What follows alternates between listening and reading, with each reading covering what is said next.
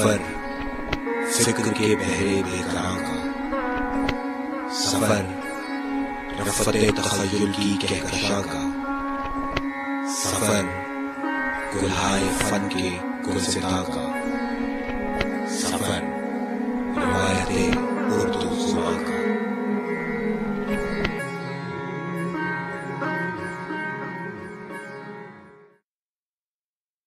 بسم اللہ الرحمن الرحیم۔ السلام علیکم۔ ورچوئل یونیورسٹی آف پاکستان کے سلسلہ تدریس میں بی ایڈ آنرز کا کورس مطالعہ اردو ادب، اور میں ہوں فیصل کمال حیدری۔ عزیز طلبہ، گزشتہ 2 لیکچر سے ہم نے سفر نامہ کی صنف کا مطالعہ شروع کیا تھا۔ پہلے لیکچر میں ہم نے سفر نامے کے فن پر بات کی اور اردو سفر نامے کے آغاز و ارتقاء کا مختصراً جائزہ لیا، اور اگلے لیکچر میں ہم نے شفیق الرحمان کے سفر نامہ دجلہ سے اقتباس پڑھا، جو دراصل آپ کے نصاب میں شامل کیا گیا ہے۔ آج کے اس لیکچر میں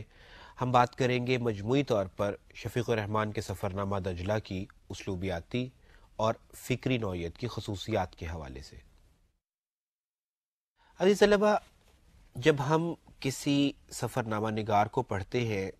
تو ظاہر ہے کہ اس کے فن کا یا اس کے فن کے مراتب کا تعین کرتے ہوئے ہمیں یہ بات ذہن میں رکھنا ہوتی ہے کہ کیا اس کا فن اپنی تمام تر اسلوبیاتی چاشنی یا افکار کے باوجود کیا وہ سفر نامے کی کسوٹی پر پورا اترتا ہے؟ یعنی ہمیں یہ دیکھنا ہوتا ہے کہ خواہ کسی کا اسلوب کتنا ہی تخلیقی کیوں نہ ہو، خواہ کسی کے ہاں بہت انشا پردازی کے جوہر ہمیں نظر آئیں، لیکن سوال یہ ہے کہ جس صنف میں وہ شخص کام کر رہا ہوتا ہے کیا واقعی اس کا فن، اس کی خصوصیات، اس کے اوصاف اس فن سے بھی لگا کھاتے ہیں یا نہیں۔ تو آج کے اس لیکچر میں ہم جہاں یہ دیکھنے کی کوشش کریں گے کہ سفر نامہ نگار یعنی شفیق الرحمان کی اسلوبیاتی خصوصیات کیا ہیں، ان کے سفر نامے کی خصوصیات کیا ہیں، وہیں ہم یہ بھی دیکھنے کی کوشش کریں گے کہ کیا واقعی وہ سفر نامے کے فن پر پورا بھی اتر پاتے ہیں یا نہیں۔ لیکن قبل اس کے کہ ہم شفیق الرحمان کے فن کے حوالے سے بات کریں، میں چاہوں گا کہ پہلے ہم یہ دیکھیں کہ شفیق الرحمان کون تھے، انہوں نے اپنی زندگی کیسے گزاری تھی، اور دراصل وہ کون سے تجربات اور مشاہدات ہو سکتے ہیں جس کے نتیجے میں وہ ایسا جاویداں نوعیت کا سفر نامہ لکھنے پر قادر ہوئے۔ تو آئیے سب سے پہلے دیکھتے ہیں شفیق الرحمان کے سوانحی حالات اور ان کا سوانحی خاکہ۔ شفیق الرحمان 9 نومبر 1920 کو بہاولپور کے ایک قصبہ روہتک میں پیدا ہوئے اور ابتدائی تعلیم وہیں سے حاصل کی۔ 1942 میں king Edward medical college Lahore سے MBBS کا امتحان پاس کرنے کے بعد انہوں نے آل انڈیا آرمی کے میڈیکل کور میں شمولیت اختیار کی اور دوسری جنگ عظیم کے دوران مختلف محاذوں پر خدمات سر انجام دیں۔ تقسیم ہند کے بعد وہ پاک فوج میں شامل ہوئے اور میجر جنرل کے عہدے پر ریٹائر ہوئے۔ انہوں نے 1952 میں ایڈنبرا سے ٹراپیکل میڈیسن اور پبلک ہیلتھ میں پوسٹ گریجویشن کا امتحان پاس کیا۔ وہ 1980 سے 1985 تک پاکستان اکیڈمی آف لیٹرز کے چیئرمین بھی رہے۔ اکیڈمی آف لیٹرز میں ان کے قیام نے ادارے کو پاکستان کے ادبی مراکز میں ایک نئی ادبی جہت سے متعارف کروایا۔ انہوں نے لکھنے کا سلسلہ اپنی وفات 19 مارچ 2000 تک جاری رکھا۔ ان کی فوجی اور سول خدمات کے اعتراف میں حکومت پاکستان نے ان کو بعد از وفات 23 مارچ 2001 کو ستارہ امتیاز سے نوازا۔ شفیق الرحمان بطور سفر نامہ نگار۔ اردو طنز و مزاح کی روایت میں شفیق الرحمان کا شمار 20ویں صدی کے صف اول کے مزاح نگاروں میں ہوتا ہے۔ طبیعت میں تخلیقی جوہر کم سنی میں ہی پایا جاتا تھا۔ یہی وجہ ہے کہ ان کی پہلی تصنیف کرنیں زمانہ طالب علمی میں ہی معرض اشاعت میں آ گئی۔ پیشہ ورانہ مصروفیات کے باوجود شفیق الرحمان کو ہنسنے اور ہنسانے کا فن کچھ ایسا محبوب تھا کہ انہوں نے یکے بعد دیگرے اپنے دوستوں اور قارئین کے لیے 11 تصانیف سپرد قلم کر ڈالی۔ دجلہ ایسی ہی زعفران زار تحریروں میں سے ایک ہے۔ نیل، ڈینیوب، دجلہ اور دھند جیسے 4 مضامین پر مشتمل اس سفر نامے میں نہ صرف انہوں نے قارئین اردو کو مزاح کے بہترین نمونے دیے بلکہ سفر نامہ نگاری کے فن کو بجا طور پر ایک نئی جہت دی۔ روانی بیان اور برجستگی، جزیات نگاری، طنز و مزاح، لطیفہ گوئی، مؤثر منظر نگاری، عمیق تاریخی مطالعہ، معلومات کی شگفتہ فراہمی اور انسانی رویوں پر تنقید ان کے سفرنامہ دجلہ کی نمائندہ خصوصیات ہیں۔ عزیز طلبہ، آپ نے دیکھا کہ شفیق الرحمان ایک ہمہ جہت نوعیت کی شخصیت کے حامل تھے۔ آپ دیکھیے کہ انہوں نے پہلے میڈیکل کی تعلیم لی، MBBS کیا،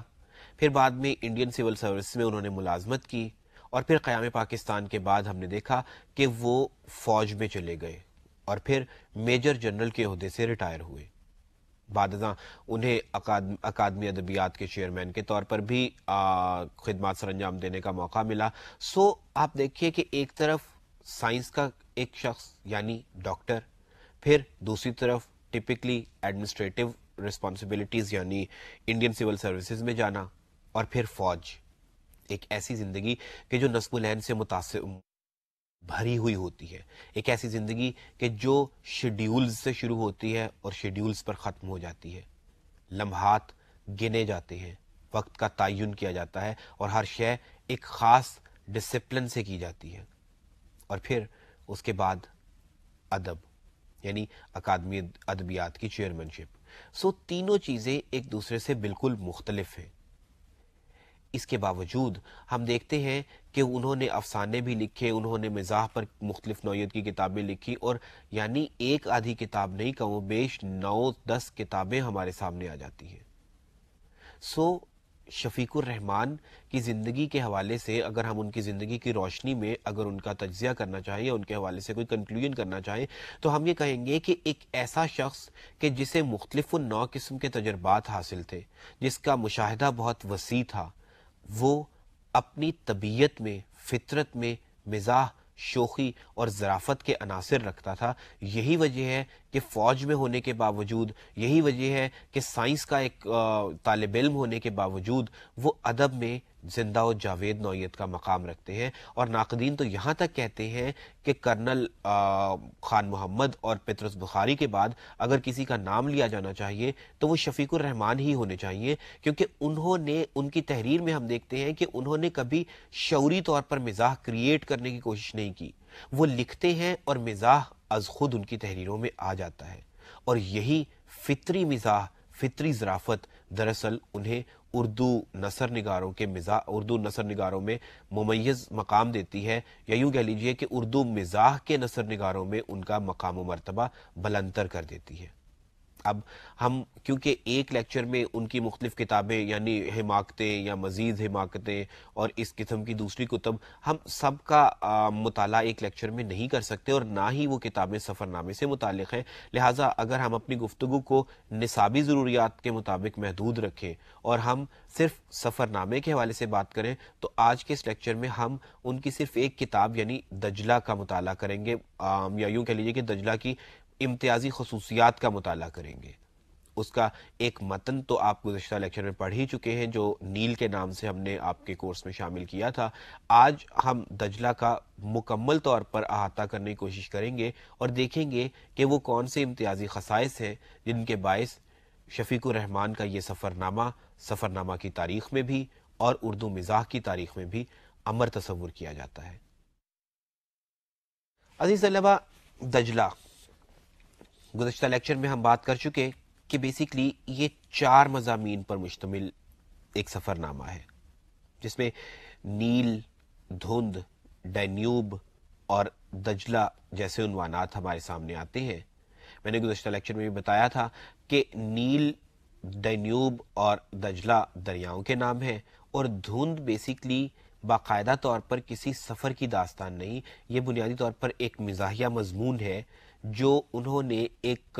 یوں کہہ لیجئے کہ ایک پہاڑی کیمپ کا انہوں نے سفر کیا جس کا نام ہمارے سامنے نہیں آتا۔ یوں یہ ایک سفری داستان تو ہے، لیکن اس پہ ہم حقیقت کا گمان یا اس پر ہم حقیقت کا اطلاق اس وجہ سے نہیں کرتے کہ ہم نہیں جانتے کہ یہ سفر واقعی وقوع پذیر ہوا تھا یا شفیق الرحمان نے مزاح کی خاطر اس سفر کو تخلیق کیا ہے، کیونکہ اس میں سامنے آنے والے کریکٹرز مثال کے طور پہ ڈاکٹر کا کریکٹر یا فلاسفر کا کریکٹر یا انجینئر، پھر شیطان اور خاص طور پہ ملغوبہ اور تحمیدہ جیسے کریکٹرز شاید حقیقی نہیں، یہ دراصل شفیق الرحمان نے اپنے مزاح کے لیے تخلیق کیے تھے۔ بہرحال اگر میں اوورال بات کروں شفیق الرحمان کے سفر نامہ دجلہ کی، تو اس کی سب سے پہلی خصوصیت جس کا میں یہاں پر تذکرہ کرنا چاہوں گا وہ ہے ہی دراصل ان کے ہاں پائی جانے والی کردار نگاری۔ اب دیکھیے کہ سفر نامہ بیسیکلی ایک سفر کی داستان ہے، یعنی ایک ایسا سفر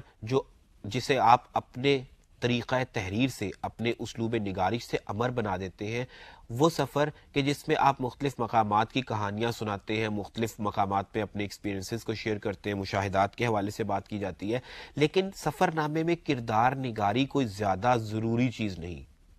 ہم نے اس سلسلے کے پہلے لیکچر میں محمود نظامی کے نظرنامہ کے حوالے سے بات کی تھی، جس میں ہم دیکھتے ہیں کہ وہ بطور گائیڈ ہمیشہ ہمارے ساتھ رہتے ہیں، دوسرے کردار اس میں آتے تو ہیں، یعنی جب وہ ان کا مختلف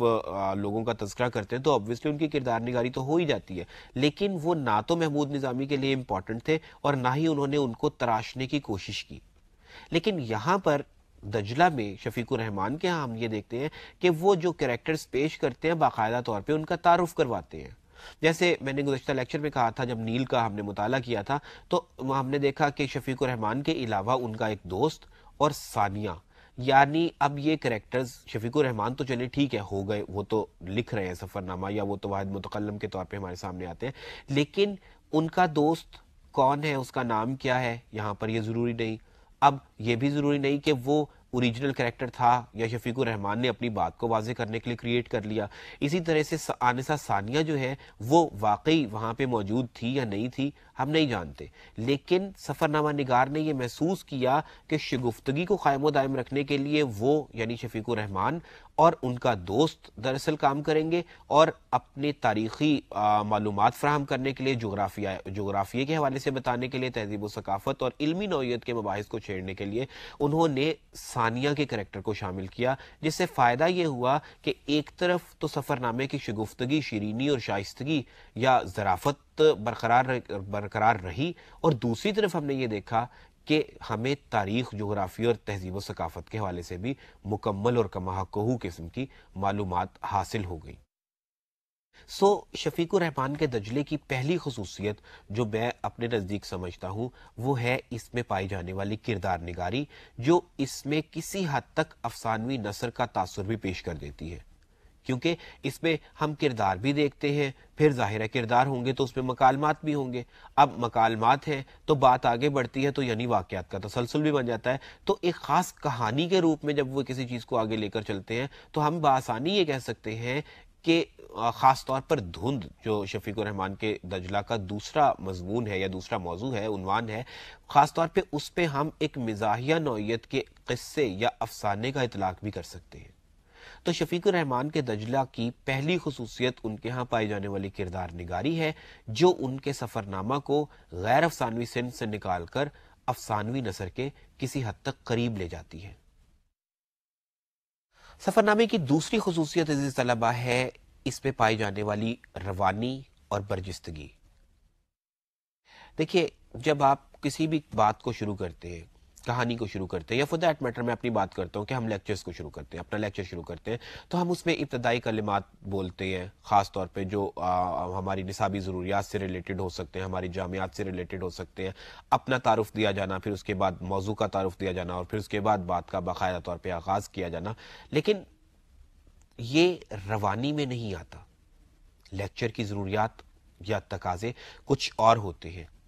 تحریروں کے تقاضے کچھ اور ہوتے ہیں، لیکن اس کے باوجود جب ہم مضمون کو پڑھتے ہیں تو اس میں باقاعدہ طور پہ مضمون نویسی میں بھی جب میں نے بات کی تھی تو اس میں میں نے بتایا تھا کہ تعارفی حصہ ہوتا ہے سب سے پہلے، یعنی آپ یہ بتاتے ہیں کہ آپ جس پر بات کرنے جا رہے ہیں، جس موضوع پہ آپ ڈسکشن کرنے جا رہے ہیں، اس کا موضوع کا تعارف کیا ہے، وہ ہے کیا۔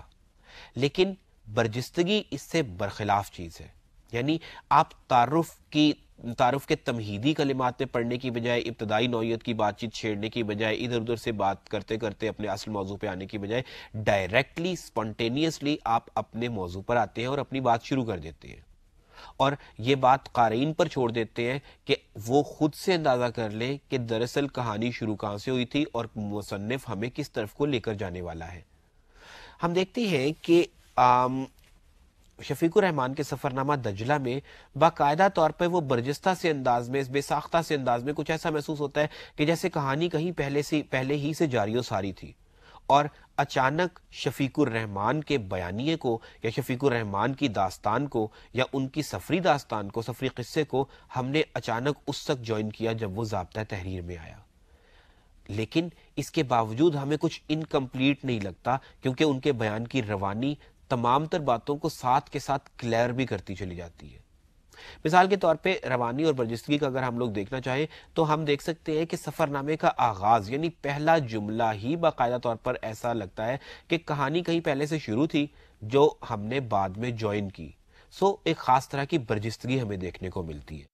مثال کے طور پہ دجلہ کا آغاز کچھ یوں ہوتا ہے کہ قاہرہ پہنچ کر اپنے مصری دوست کو ٹیلی فون کیا. اس نے نعرہ لگایا، کہاں ہو؟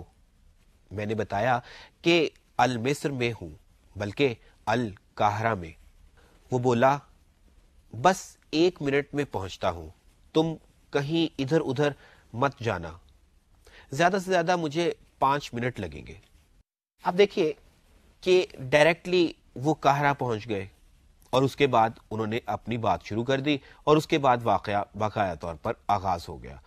انہیں کسی قسم کی تمہید کی ضرورت نہیں پڑی، کسی قسم کے ابتدائی کلمات کی ضرورت نہیں پڑی. یوں ایسا محسوس ہوا کہ فطری طور پر ہر چیز آگے کو چلی گئی، یعنی فطری طور پر باتوں سے باتیں نکلنا شروع ہو گئی اور داستان در داستان قصہ آگے بڑھتا چلا گیا. سفر کا حال بھی معلوم ہو گیا، کردار بھی اندر آ گئے، مکالمہ سازی یا مکالمہ نگاری بھی ہو گئی اور معلومات کی فراہمی بھی جاری و ساری ہو گئی. ہم دیکھتے ہیں کہ شفیق الرحمان کے ہاں دجلہ میں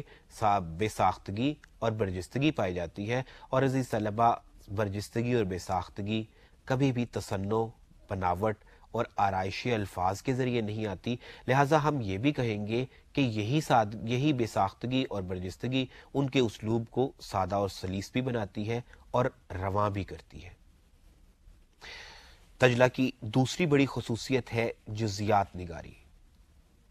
جزیات نگاری کے حوالے سے گزشتہ لیکچرز میں جب ہم نے ناول پڑھا تھا یا افسانہ پڑھا تھا تو تب بھی میں نے گفتگو کی تھی. جزیات نگاری کا مطلب یہ ہوتا ہے کہ آپ جو کچھ بیان کریں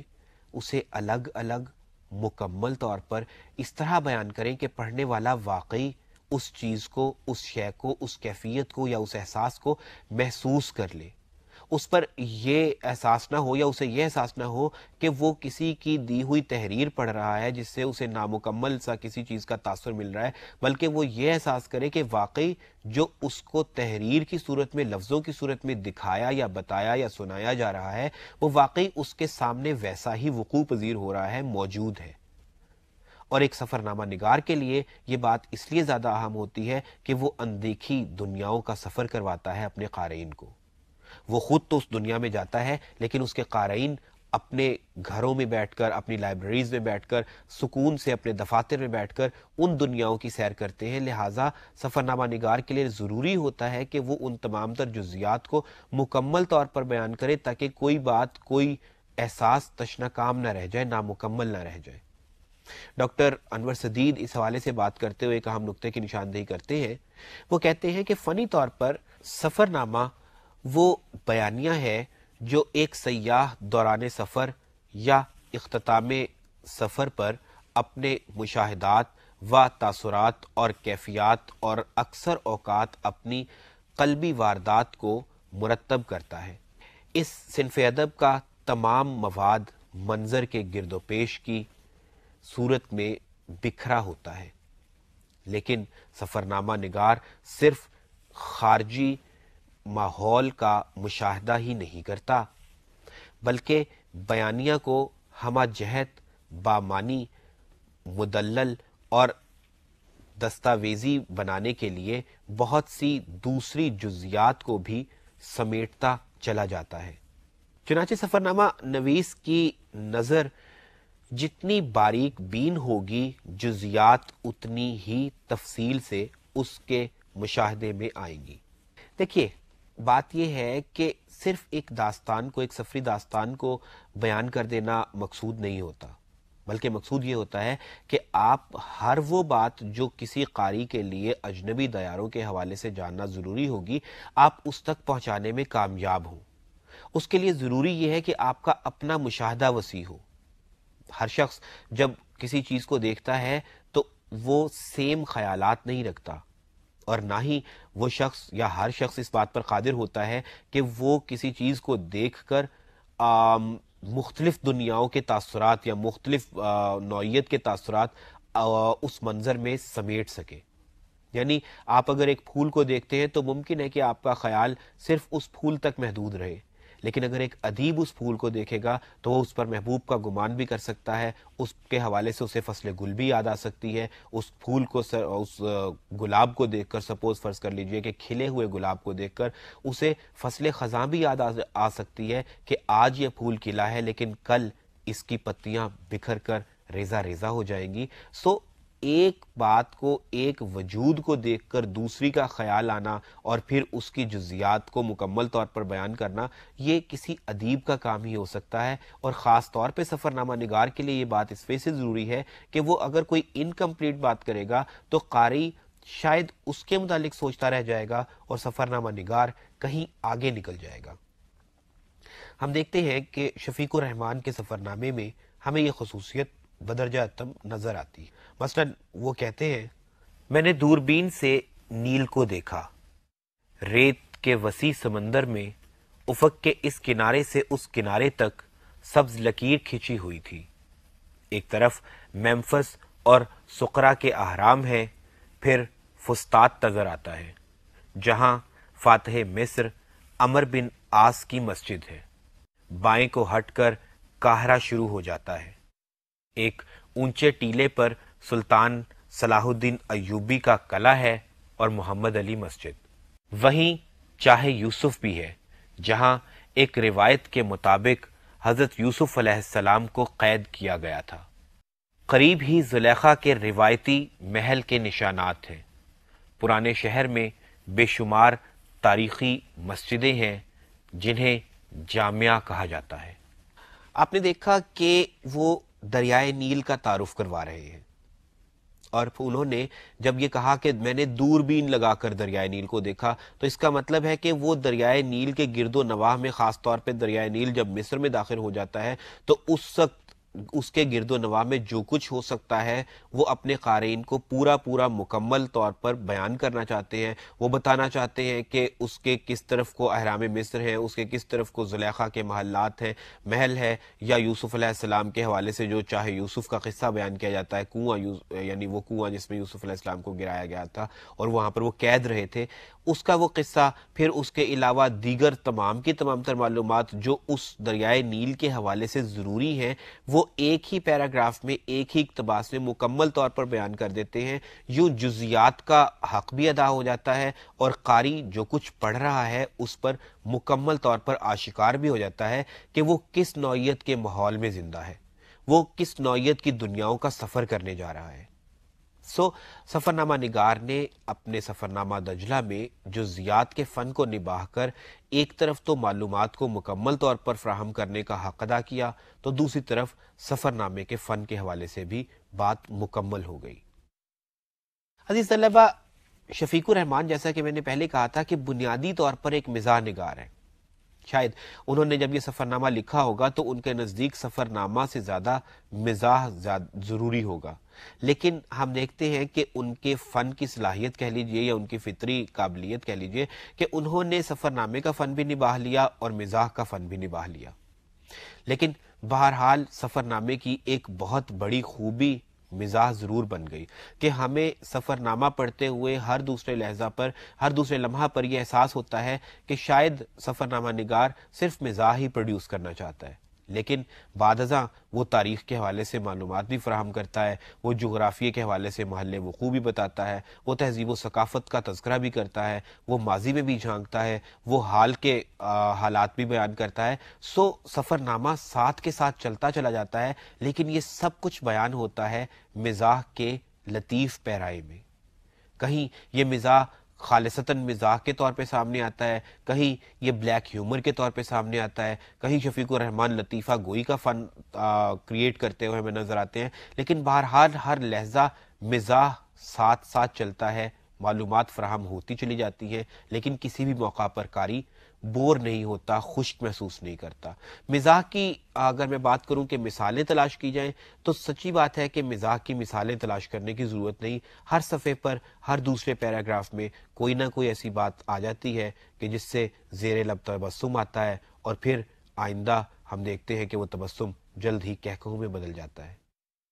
مثال کے طور پہ صرف ایک اقتباس میں آپ کے سامنے پڑھوں گا جس میں وہ احرام مصر کا دراصل تذکرہ کر رہے ہیں، لیکن وہ کہتے کیا ہیں؟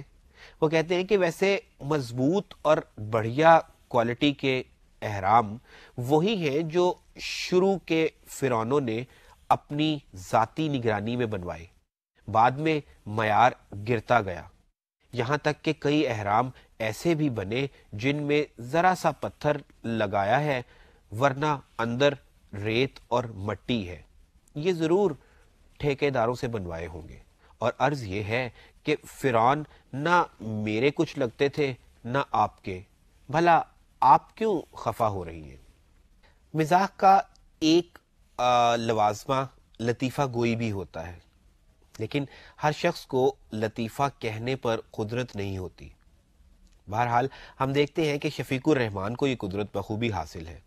سو ہم جا بجا دیکھتے ہیں کہ یا تو وہ مختلف باتوں میں مزاح کے عناصر نکال لیتے ہیں، اور اگر ایسا انہیں ممکن نہیں لگتا تو پھر باقاعدہ طور پہ وہ لطیفے گھڑنا بھی شروع کر دیتے ہیں۔ یوں ان کا یہ سفر نامہ مختلف لطائف بھی ہمارے سامنے پیش کرتا ہے۔ جیسے مثال کے طور پہ ایک جگہ پہ وہ لکھتے ہیں کہ بجدہی کہنے لگا، طبی مشوروں کے متعلق ایک واقعہ سناتا ہوں۔ ایک خاتون کو بے خوابی کی شکایت تھی۔ معالج نے بتایا کہ رات کا کھانا خوب اچھی طرح کھایا کرو، نیند ضرور آئے گی۔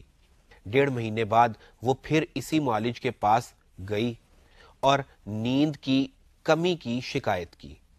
اتفاق سے وہ مریضہ کو بھول چکا تھا۔ اس نے مشورہ دیا کہ رات کا کھانا بالکل ہلکا پھلکا ہونا چاہیے، پھر آپ مزے سے سوئیں گی۔ خاتون نے یاد دلایا کہ 1.5 ماہ پہلے تو آپ نے بالکل الٹ بتایا تھا۔ پھر اس پر معالج نے فوراً جواب دیا، خاتون آپ نہیں جانتی کہ اس 1.5 مہینے میں میڈیکل سائنس نے حیرت انگیز ترقی کی ہے۔ دیکھیے بات یہ ہے کہ ظاہر ہے کہ اس بات کا تعلق سفر نامے سے یا سفر نامے کی معلومات سے بالکل نہیں، اور آبویسلی اس بات کا حقیقی یا غیر حقیقی ہونا بھی ضروری نہیں، لیکن ایک مہذب سے انداز میں ایک مہذب سا لطیفہ، ایک شائستہ سا لطیفہ گھڑنے میں شفیق الرحمان کامیاب ہو گئے، جس سے قاری کی دلچسپی بہرحال سفر نامہ میں قائم و دائم رہتی ہے۔ اور ویسے اگر ہم اس کا حقیقت پر اطلاق کرنا چاہیں تو یہ ہمارے ان کویکس پر ایک طنز بھی ہو سکتا ہے جن پر جارج برنارڈ شاہ نے بھی جب ایک مضمون لکھا تھا ڈاکٹرز مین آف سائنس، تو اس نے بھی یہی کہا تھا کہ ہمارے ہاں جنرلی ڈاکٹرز جو ہیں وہ کویکس کی طرح سے ہی بیہیو کر رہے ہوتے ہیں، کویکس کی طرح سے ہی اپنی پریکٹسز کو جاری رکھ رہے ہوتے ہیں، تو ہم ان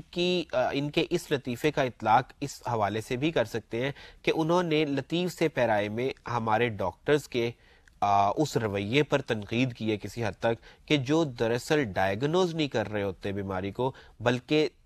یوں کہہ لیجئے کہ اپنے قیافوں سے اور اپنے اندازوں سے ہی مریض کو ٹریٹ کر رہے ہوتے ہیں، جس کے نتیجے میں بسا اوقات ایسی ہوسٹائل یا ایسی عجیب و غریب سی سچویشن سامنا پڑتا ہے جس میں اپنی ہی تجویز کردہ دوا یا اپنے ہی تجویز کردہ طریقے سے وہ انحراف کر لیتے ہیں۔ شاید یہی وجہ ہے کہ ہمیں عموماً یہ مشورہ دیا جاتا ہے ڈاکٹرز کی طرف سے کہ آتے وقت اپنے پچھلی مرتبہ کی پرچی کو ساتھ رکھا جائے۔ وہ پرچی شاید ہماری اپنی صحت کے حوالے سے زیادہ ضروری ہو یا نہ ہو، ان کی یادداشت کے لیے زیادہ ضروری ہوتی ہے۔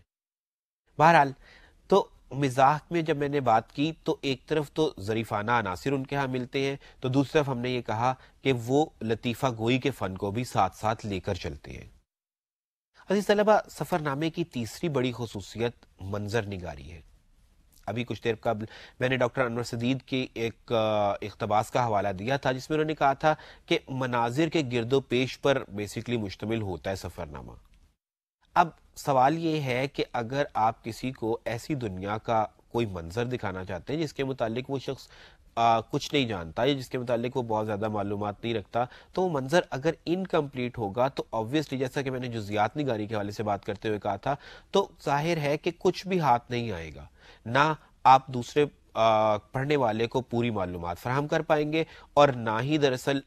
یہ ہوگا کہ وہ شخص یا پڑھنے والا جو ہے ان دنیاؤں کے متعلق پورا حال معلوم کر پائے گا۔ لہٰذا سفرنامہ نگار ایک، جیسا کہ میں نے پچھلے لیکچرز میں بھی کہا تھا، کہ کیمرہ مین کی طرح سے کام کرتا ہے۔ وہ تمام کے تمام تر مناظر کو کیپچر کر کے پھر ان میں سے چنتا ہے ان مناظر کو جو دراصل بعد ازاں قارئین کے لیے مفید بھی ہو سکتے ہیں، ان کی دلچسپی کا باعث بھی ہو سکتے ہیں، اور پھر جس منظر کو چنا جاتا ہے لازمی ہوتا ہے کہ وہ منظر کم از کم کمپلیٹ ہو، وہ اپنے تمام تر رنگوں میں مکمل ہو۔ تو شفیق الرحمان کے دجلہ میں ہم یہ دیکھتے ہیں کہ بیان کردہ تمام تر مناظر مکمل بھی ہیں، دلچسپ بھی ہیں، اور تمام تر رنگوں کے ساتھ ہمارے سامنے آتے ہیں، اور یہ مناظر سٹل فوٹوگرافی کے وہ مناظر نہیں کہ جس میں زندگی کی روح نہ ہو، بلکہ ہم یہ دیکھتے ہیں کہ یہ تمام تر مناظر اسی طرح زندہ و جاوید ہیں جس طرح کائنات کے مظاہر مختلف جگہوں پر بکھرے پڑے ہیں۔ مثال کے طور پر شفیق الرحمان کا بیان کردہ یہ منظر دیکھیے، جس میں وہ کہتے ہیں کہ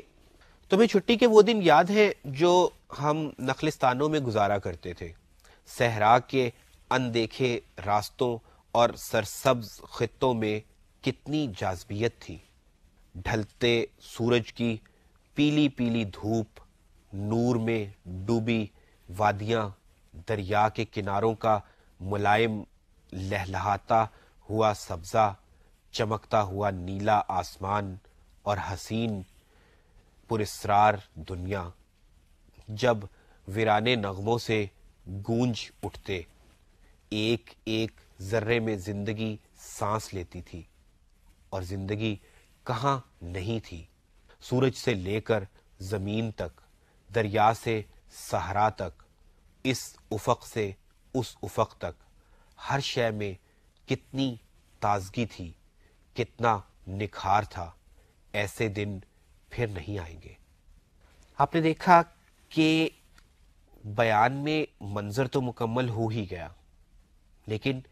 ہر منظر میں یا ہر منظر کے عنصر میں یہ کہنا کہ ہر منظر میں کتنی زندگی تھی، اور خاص طور پر آخری جملے میں یہ کہنا کہ ایسے دن پھر نہیں آئیں گے۔ دراصل یہ جملہ علامتی ہے، یہ جملہ کیفیاتی بھی ہے اور احساساتی بھی، یعنی اس سے ہمیں پتہ یہ چلتا ہے کہ ہم نے جو منظر دیکھا وہ صرف ایک اجنبی منظر نہیں تھا، وہ صرف سورج یا دریا یا پھولوں یا دھوپ کے حوالے سے ایک بیانیہ نہیں تھا، یہ عناصر ایسے عناصر تھے کہ جن کے درمیان دو لوگ زندگی بھی گزار رہے تھے، ان کی یادیں بھی ان مناظر سے وابستہ تھیں۔ لہٰذا پڑھنے والا ہر لحظہ یہ محسوس کرتا ہے کہ واقعی جو مناظر بیان کیے جا رہے ہیں وہ حقیقی ہیں، کیونکہ ان مناظر کو پڑھ کر، ان عناصر کو دیکھ کر اسے بھی رفتگاں کے بہت سے وہ واقعات یاد آ جاتے ہیں کہ جب کبھی ڈھلتی ہوئی شاموں میں بہتے ہوئے دریاؤں کے کنارے سرسبز لہلہاتی ہوئی گھاس پر اس نے بھی بہت سے ایسے ہی لمحات گزارے ہوں گے، اور یہ دراصل یاداوری اس کی دلچسپی کو سفر نامے میں ہر لحظہ قائم و دائم رکھتی ہے۔ سفر نامے کی ایک اہم خصوصیت یہ ہوتی ہے کہ اس میں تاریخ کے متعلق کما حقہ معلومات فراہم کی جائے، یعنی پڑھنے والا صرف دلچسپی سے یا تفریح طبع کے لیے ایک تحریر کو نہ پڑھے بلکہ اسے معلومات بھی فراہم ہوں۔ اس کے لیے ضروری ہوتا ہے کہ سفر نامہ نگار بذات خود اتنا علم رکھتا ہو کہ وہ تاریخ، ثقافت، تہذیب و تمدن، سیاست اور معاشرت پر روشنی ڈال سکے، کیونکہ اسے ان معاشرتوں سے اپنے قارئین کو آگاہ کرنا ہوتا ہے، آشنا کرنا ہوتا ہے جن کے متعلق قارئین بہت کچھ نہیں جانتے۔ لہٰذا ضروری ہوتا ہے کہ سفر نامہ نگار کا علم کم از کم اتنا وسیع ہو کہ وہ تاریخ کے موضوع پر صحیح طور پر روشنی ڈال سکے۔ شفیق الرحمان، جیسا کہ میں نے شروع میں گزارش کی تھی، آپ نے ان کے حالات زندگی میں بھی سنا کہ وہ ایک پڑھے لکھے آدمی تھے اور ان کا علم ہمہ جہت نوعیت کا تھا۔ اگر ہم دیکھیں تو MBBS ہونا یا فوج میں ہونا اس بات کی طرف اشارہ نہیں کرتا کہ کسی شخص کو تاریخ یا سیاست، تاریخ یا ثقافت اور تہذیب و تمدن یا معاشرت سے بہت زیادہ آشنائی ہو، لیکن شاید انہیں کتابیں پڑھنے کا اتنا زیادہ شوق تھا کہ وہ جن دنیاؤں میں گئے ان کے متعلق ہمیں کسی یوں کہہ لیجئے کہ وہ کتابچے جو شائع کیے جاتے ہیں، کمپنیوں کی طرف سے کتابچے شائع کیے جاتے ہیں جو ٹریول بکس یا گائیڈ بکس کی صورت میں ہوتے ہیں، ان کا نالج ان ٹریول بکس یا گائیڈ بکس تک محدود نہیں تھا، بلکہ وہ واقعی حقیقی باریک بینی کے ساتھ وہ تمام تر معلومات کو جانتے تھے جو دراصل کسی قاری تک پہنچانا ضروری ہے۔ چنانچہ ہم دیکھتے ہیں کہ وہ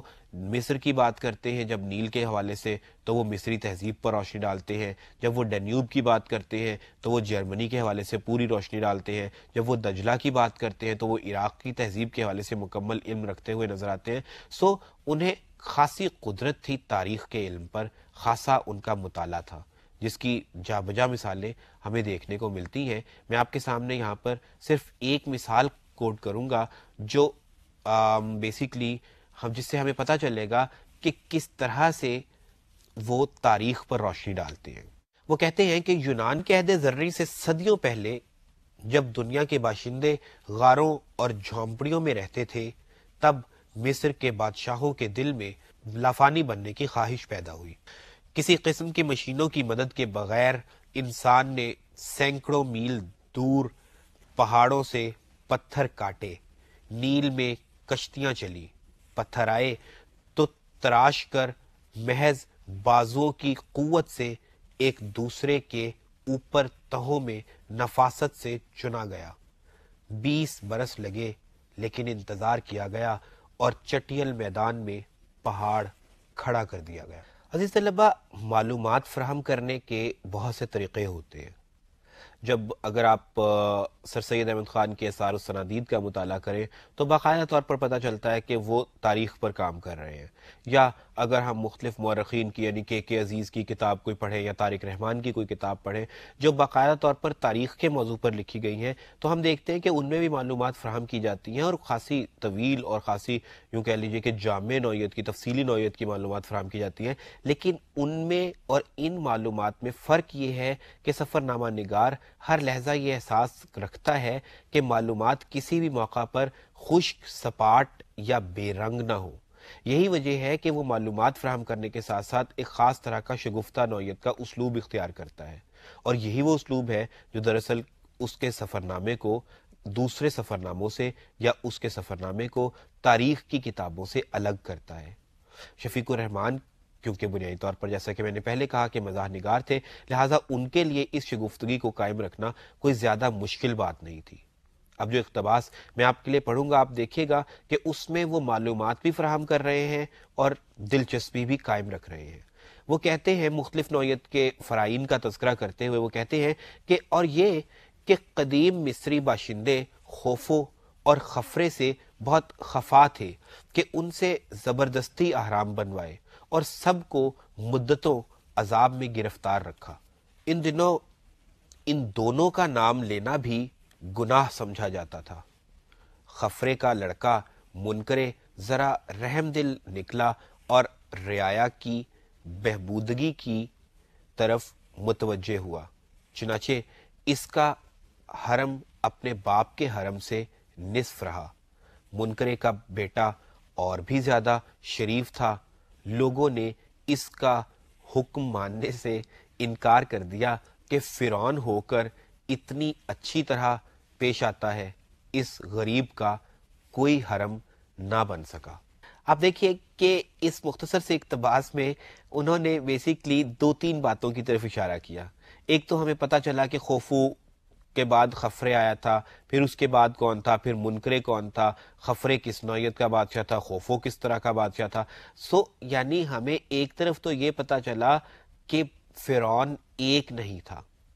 عزیز طلبہ، بہت سے لوگ یہ خیال کرتے ہیں ہمارے ہاں کم پڑھے لکھے یا جن لوگوں کا تاریخ کے حوالے سے کوئی بہت زیادہ علم نہیں کہ فرعون ایک تھا، حالانکہ فرعون ایک نہیں تھا، یہ ایک سلسلہ بادشاہت کا نام ہے جس میں مختلف نوعیت کے مختلف بادشاہ گزرے تھے، جن میں کم سخت لوگ بھی تھے، یا یوں کہہ لیجئے کہ کم شفاق بھی تھے، زیادہ شفاق بھی تھے، کچھ قدرے رحم دل بادشاہ تھے، کچھ بہت زیادہ ظلم پرور تھے، یا ظلم کرنے والے لوگ، ظلم کرنے والے بادشاہ تھے. سو فرعین تھے، فرعون نہیں تھا. ہم صرف عموماً یہی کہتے ہیں کہ جب ہم لفظ فرعون بولتے ہیں تو ہم یہ ثابت کرنے میں کامیاب ہو جاتے ہیں، یا ہمارا اشارہ یہی ہوتا ہے کہ ہماری فرعون سے مراد وہی فرعون ہے جو حضرت موسیٰ علیہ السلام کے مقابل آیا تھا. حالانکہ وہ ایک بادشاہ تھا، بادشاہ ادروائز مختلف تھے، اور بھی بادشاہ تھے.